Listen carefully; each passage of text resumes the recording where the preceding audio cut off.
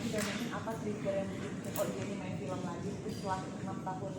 Ya, pastinya kan untuk kayak ibarat episode tuh harus diasah lagi lah gitu. Jadi harus banyak belajar lagi, apalagi begitu yang tadi sempat aku bilang, aku tahu lawan mainnya Raihanun yang ibaratnya di film tuh udah ini banget gitu.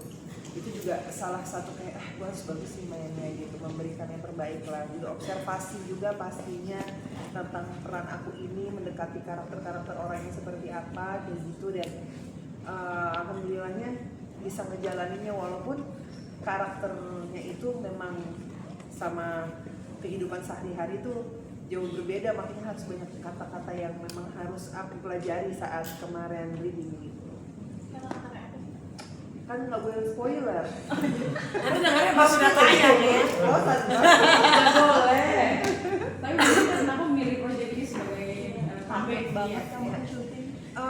Aku lihat tuh memang susunan pemainnya tuh bagus-bagus semuanya gitu, dan aku lihat semuanya aku bener-bener cari tahu gitu. Kalau ada beberapa yang ibaratnya bagus-bagus semua ya gitu. Terus juga Sita dengan karakternya dia memang cepat-cepat cocok banget gitu, dan memang semuanya bagus-bagus. Mami Mer juga bagus banget gitu. Dan kalau sama Mami Mer aku udah pernah main bareng sama beliau gitu. Dan ya di film ini menurut aku memang banyak sekali orang yang ngalamin gitu, karena waktu pas aku ngepost baru kata-kata keluarga suami adalah hama itu ada 200 orang yang komen dan mereka merasa bahwa ih kok kayak gue banget sih, kok kayak gue banget kayak gitu. Iya benar-benar Gitu, jadi kayak aku ngerasa ternyata banyak juga yang kayak gini gitu. Jadi yang biasanya memang ya akhirnya juga bisa ngasih edukasi juga sih. Maksudnya ya ini film bukan untuk ditakutin, tapi sebenarnya untuk ditonton agar kita tuh bisa tahu nih bagaimana cara mengatasi dan nggak terjadi seperti itu. Merasa relatable nggak sih sama topiknya si keluarga suami adalah hama? Ya enggak lah. Wah, parah nih. Mungkin gini Kak. Alhamdulillah suami aku baik. Terus juga ipar-ipar aku baik ya. Alhamdulillah almarhumah mertua aku juga baik banget ya. Alhamdulillah bersyukur mempunyai rezeki keluarga suami yang luar biasa. Karena itu dia sebenarnya, ini adalah salah satu faktor di saat aku main di sini aku jadi tahu oh rezeki itu nggak selalu uang, punya keluarga suami yang baik itu juga rezeki gitu. Ada Apa? tertarik sendiri mungkin punya prinsip kayak marriage is scary nggak sih awal-awal?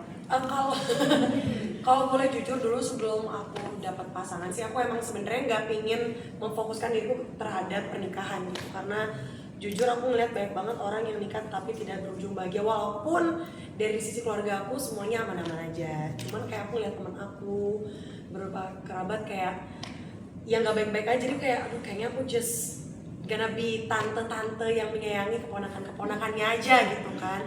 Tapi puji Tuhan aku dapat pasangan sekarang sih aman-aman aja keluarganya, jadi kayak right now marriage is not scary gitu sih. Sampai akhirnya memilih untuk film itu gimana? Aku sebenarnya ditawarin kan, terus pas aku lihat kayak awal jujur aku takut banget dengan yang adanya karena aku jujur aku nggak pernah meranin yang yaitu yang antagonis. Terus aku pikir kayak aku bisa nggak ya, soalnya maksudnya aku ceplos tapi aku nggak pernah yang namanya berani, apalagi kan aku gituin senior aku kan. Oke, anjir ini mesti kayak gimana ya kayak gitu. Sebenarnya banyak gak enaknya, cuman yang bikin lebih deg-degan adalah sebenarnya Tante Mer. I'm such a fan. Aku sebenarnya jujur Kak, aku takut banget pas aku syuting tuh kayak aku takut aku belibet. Karena aku banyaknya sama Tante Mer kan. Aku kalau belibet Tante Mer kayak mana ya? Tapi kayak aku tuh kayak starstruck banget, aku lihat tuh kayak cantik banget. Karena aku ngeliat dia tuh dari sinetron kan, terus I'm such a fan. Jadi pas dapat film project sama dia aku langsung kayak saya tidak peduli, bawa titik gitu. Jadi I'm so happy actually dapat project ini. Semuanya karena Tante Mer. Dan ceritanya juga. Sampai bisa dielaborasi kan apa untuk bisa yang jadi sosoknya nyebelin tadi latihan sama Suri, karena itu gimana gitu? Enggak. Titik bilang kayak ya lihat aja kamu kan sama Suri nganggap kamu kadang-kadang nyebelin kan. Ya udah kayak gitu aja, cuman emang kamu harus tambah sedikit karena kalau ke anak kecil nggak mungkin segitu kan. Dan terus aku pas lihat kayak ke siapa lagi ya, terus aku lihat beberapa temenku juga kayak pas nyebelin kayak kok nyebelin banget, oh iya aku bisa pakai itu juga gitu. Jadi kayak aku ngeliat beberapa lingkungan aku segala macam kayak gitu sih kan. Tuh. Kalau soal sandwich generationnya sendiri tuh gimana? Kan ini juga katanya cerita tentang ada kaitannya dengan sandwich generation. Buat kamu sendiri itu suatu hal yang menakutkan atau seperti apa sih menyikapinya? Sebenarnya aku nggak tahu sandwich generation itu apa, soalnya aku nggak ngerasain. Itu apa sih maksudnya kak? Maaf aku nggak. Dia harus memenuhi kebutuhan prioritas siapa sih di bawahnya, kayak biar market untuk ini Untuk ibunya benar buat dia. untuk kondisi. Oh itu actually sad.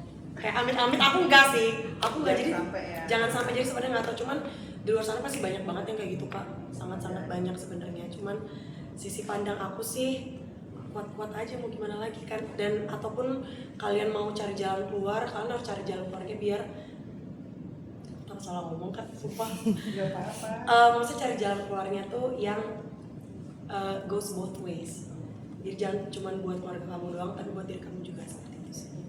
Terus ini pernah nggak sih di support system temen yang masih kayak si Intan gitu? Sering sih sebenarnya, tapi kan ngasih masukannya tuh lebih enak gitu ya gitu. Marah ya.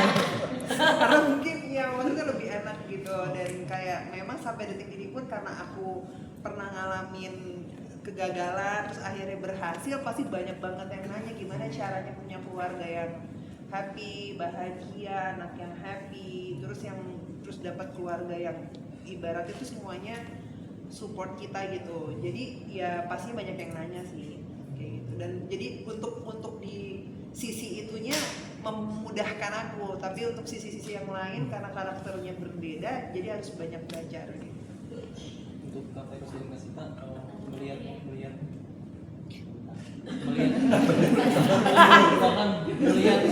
judul film ini dan sinopsis ceritanya, apa sih batas wajar keluarga suami untuk ikut campur ke keluarga kita menurut pandangan kalian aja masing-masing?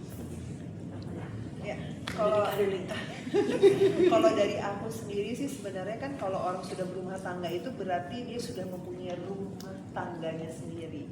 Jadi memang sudah ada kepala keluarga gitu. Terus juga kita kan ibaratnya kapten itu pasti dia punya wakilnya lah gitu. Dan menurut aku kalau sudah berumah tangga ya biar itu menjadi sebuah urusan rumah tangganya gitu. Sebenarnya di dalam Islam pun itu juga dikasih tahu ya gitu. Beberapa guru-guru yang aku belajar juga bilang baiknya kalau sudah berumah tangga itu mempunyai rumah sendiri gitu. Jadi ya udah lo punya tempat sendiri, jadi biar itu menghindari konflik-konflik yang seharusnya nggak perlu terjadi gitu. Karena kan kalau seandainya ibaratnya terlalu banyak kepala dijadiin satu, pasti akan bisa terjadi konflik sih gitu.